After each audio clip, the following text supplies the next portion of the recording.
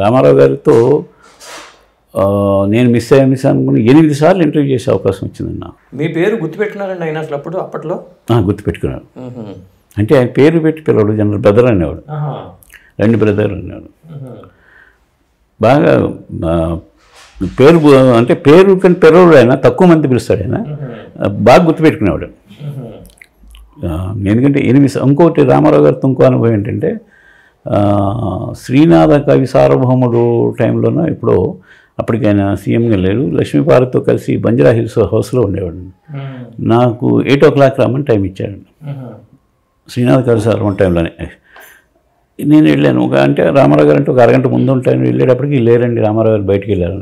నేను ఆశ్చర్యపోయాను, రామారావు గారు ఏంటి టైం ఇస్తే టైం మంచి, నన్ను రమ్మన్నాడు 8ంటికి, 7:30కి వచ్చిన లేడు, బయటికి వెళ్ళిపోయాడు చేస్తుంటే కరెక్ట్గా 7:50కి వచ్చాడు.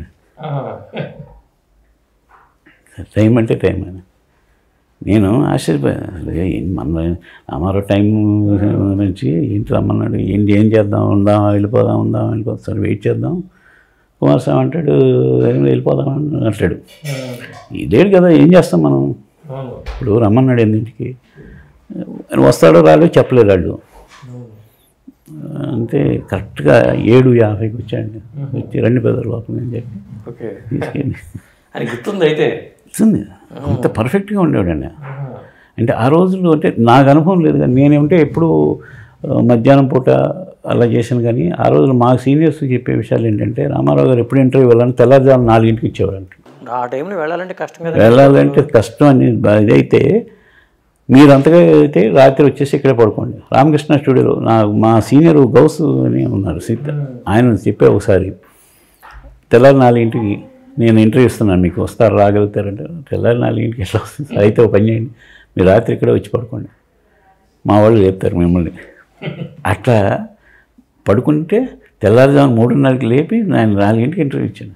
అలా ఇచ్చేవాడండి ఆయన. చెన్నైలో ఉన్నప్పుడు జరిగేది? చెన్నైలో ఉన్నప్పుడు కూడా అంతే, పొద్దున పూట. అంటే అప్పుడు ఏంటంటే షూటింగ్ స్పాట్లో మాట్లాడు, అంటే నాకు అనుభవం లేదు అది, మా సీనియర్స్ చెప్పడాన్ని బట్టి.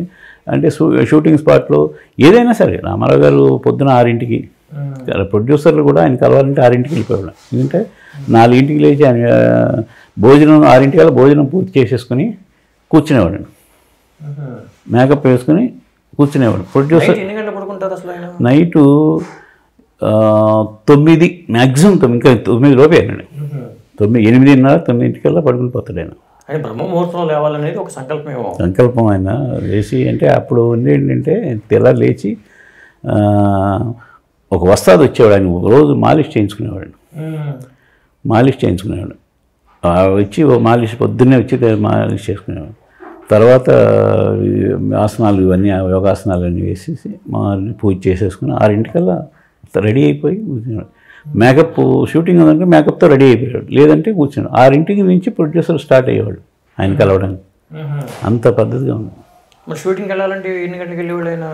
టైం బట్టి 7:30 అప్పుడు 6ంటికి రెడీగా ఉండేవాడు. అక్కడి నుంచి ఎప్పుడు ఫోన్ వస్తే వెళ్ళిపోయాడు. ఓకే, అంత స్ట్రిక్ట్గా ఉండేవాడు.